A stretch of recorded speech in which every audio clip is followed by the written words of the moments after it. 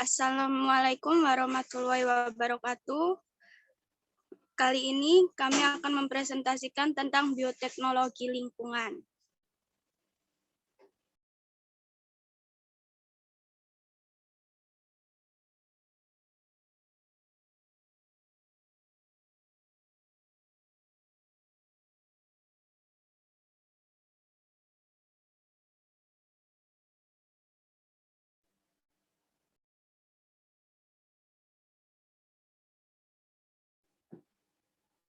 Bio artinya makhluk hidup, teknologi artinya suatu cara atau alat untuk memudahkan manusia dalam memecahkan masalah atau membuat produk yang berguna.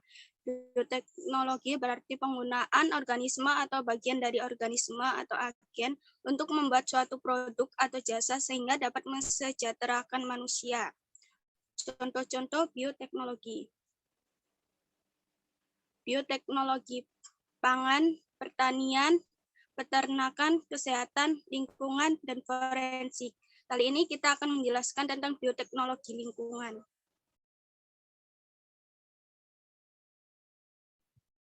Di sini ada gambar bangau yang ketumpahan minyak, yang kedua ada laut yang tercemar karena minyak, dan yang ketiga ada bencana nuklir yang mengakibatkan kota mati dalam semalam.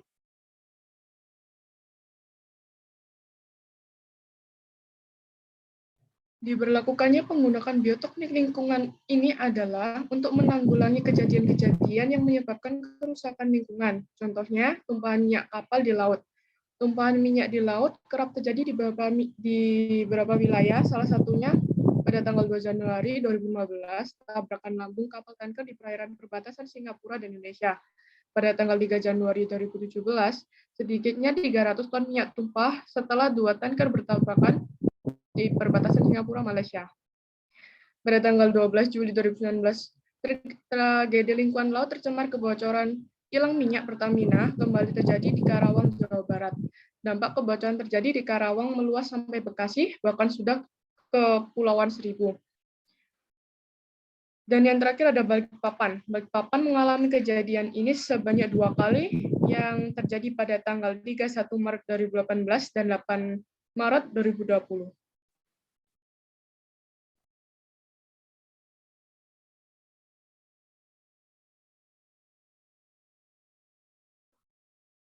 Dampak dari terjadinya tumpahan minyak kapal sangat berbahaya, sehingga bisa menyebabkan pencemaran laut. Di antaranya yakini mengganggu kesuburan lumpur di dasar laut, menghalangi sinar matahari masuk ke lapisan air laut, menghalangi pertukaran gas dari atmosfer, dan mengurangi kelarutan oksigen, serta terjadi pembusukan pada akar mangrove, sehingga mengakibatkan kematian organisme seperti ikan, udang, dan biota lainnya. Hal ini disebabkan oleh beberapa faktor, yakni hasil operasi kapal tanker, perbaikan dan perawatan kapal, terminal bongkar muat tengah laut, air bilga, scrapping laut, serta kecelakaan ataupun tabrakan kapal tanker. Lalu, bagaimana menanggulangi hal tersebut? Ada beberapa cara untuk menanggulanginya, seperti in situ burning atau pembakaran minyak pada permukaan laut, penyisihan secara mekanis, teknik bioremediasi, penggunaan sorben dan bahan kimia dispersen, ataupun metode lain tergantung kasus yang terjadi. Namun, di sini bioteknologi lingkungan menawarkan salah satu teknik, yaitu teknik bioremediasi. Mengapa teknik bioremediasi?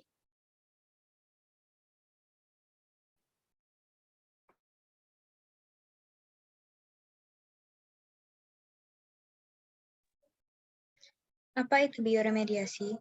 Bioremediasi adalah pemanfaatan bakteri untuk mendegradasi atau menguraikan polutan yang mencemari lingkungan.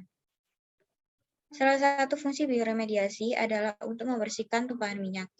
Untuk membersihkan tumpahan minyak dibutuhkan bakteri Pseudomonas yang mampu memanfaatkan minyak sebagai sumber energinya. Namun, yang dilakukan bakteri tersebut membutuhkan waktu yang sangat lama.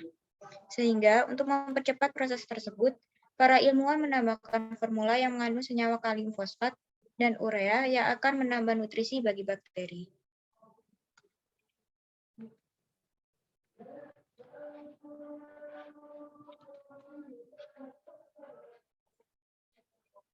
Bioremediasi dapat digunakan untuk mengatasi pencemaran perairan. Contohnya pada gambar tersebut adalah foto kolam yang berpolutan sebelum dan sesudah proses bioremediasi. Proses bioremediasi salah satunya dapat dilakukan dengan bantuan bakteri indigenous yang dapat mendegradasi logam Pb atau timbal, nitrat, nitrit, bahan organik, sulfida, kekeruhan, dan amonia.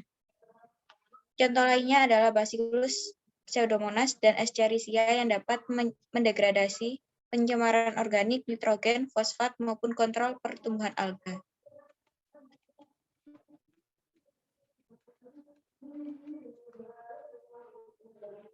Pencemaran lingkungan dapat ditanggulangi dengan beberapa cara. Salah satunya adalah bioteknologi lingkungan. Bioteknologi lingkungan dapat dilakukan dengan cara bioremediasi yang memanfaatkan bakteri dan fitoremediasi yang memanfaatkan tanaman tertentu. Tanaman yang digunakan adalah eceng gondok dan bunga matahari.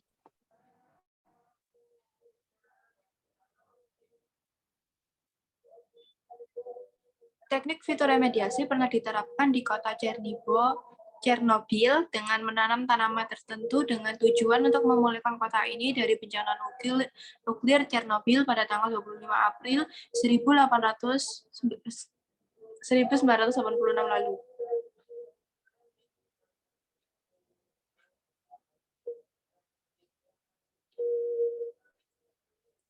Berikut ada sekilas info mengenai bencana di Chernobyl. Bencana Chernobyl merupakan kecelakaan pada reaktor PLTN Chernobyl yang terjadi pada tanggal 26 April 1986. Ledakan nuklir ini memicu lepasnya partikel radioaktif di udara dan mengontaminasi sebagian besar kawasannya.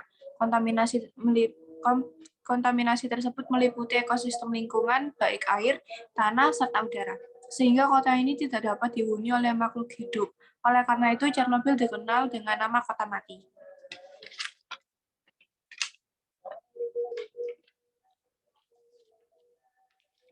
Limbah radioaktif yang tidak diolah dengan benar dapat berpengaruh pada lingkungan dan menyebabkan air tercemar. Organisasi Kesehatan Dunia WHO mengatakan air tercemar radioaktif masih dapat dikonsumsi dalam jangka pendek. Tapi ada beberapa syarat yang mesti dipenuhi, diantaranya kandungan radioaktif dalam air tidak lebih dari 0,1 BQ per liter untuk 228 radium Ra, 1 BQ per liter untuk 223 sampai 226 Ra, dan 234 uranium atau U. BQ atau becquerel adalah salah satu turunan Si untuk keradioaktifan. Mengutip NCBI, 66% uranium terserap tubuh dapat hilang melalui urin. Sisanya 12-25% disimpan di tulang dan 10-15% pada jaringan lunak. Zat radioaktif yang tertelan dan terserap dalam darah dapat terakumulasi dalam jaringan tubuh tertentu dan dapat merusak, bahkan dapat menyebabkan kematian. Studi juga menunjukkan peningkatan angka kanker kandung kemih pada laki-laki, kanker payudara pada perempuan, dan kanker paru-paru karena meningkatkan konsentrasi radium di persediaan air yang dikonsumsi.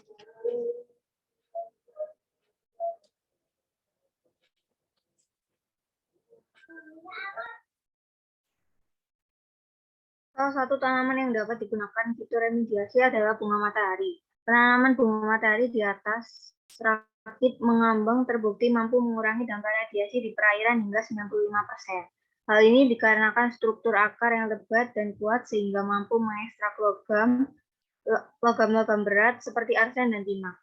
Bahkan unsur radioaktif juga bisa diserap, termasuk uranium dan strontium 90 yang bisa menyebabkan mutasi genetik pada manusia.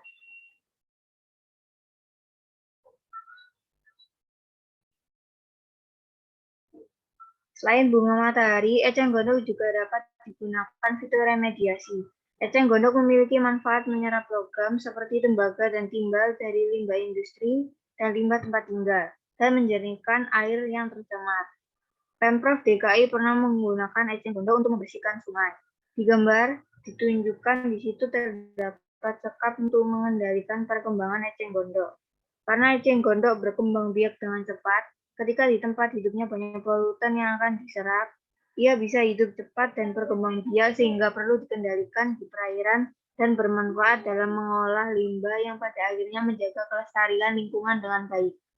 Contoh lain dari Fitoremediasi adalah penggunaan kain hitam di sungai saat acara Asian Games, gunanya untuk menambah keindahan, sehingga kali yang airnya hitam tidak terlihat langsung oleh para atlet internasional. Selain untuk mempercantik, pemasangan jaring itu diharapkan dapat mengurangi bau tak sedap yang muncul dari kali hitam tersebut.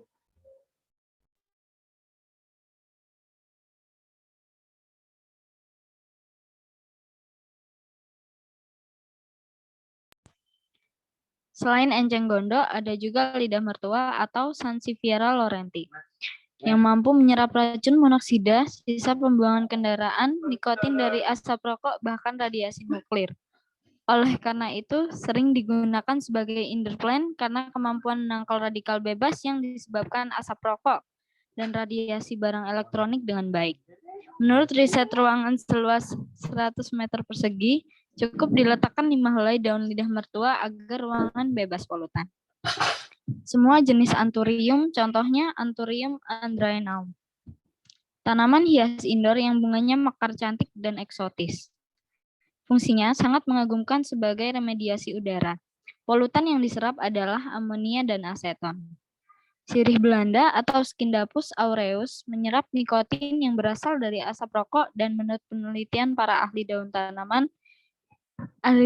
tanaman ini mampu menyerap racun karbon monoksida dan formaldehida.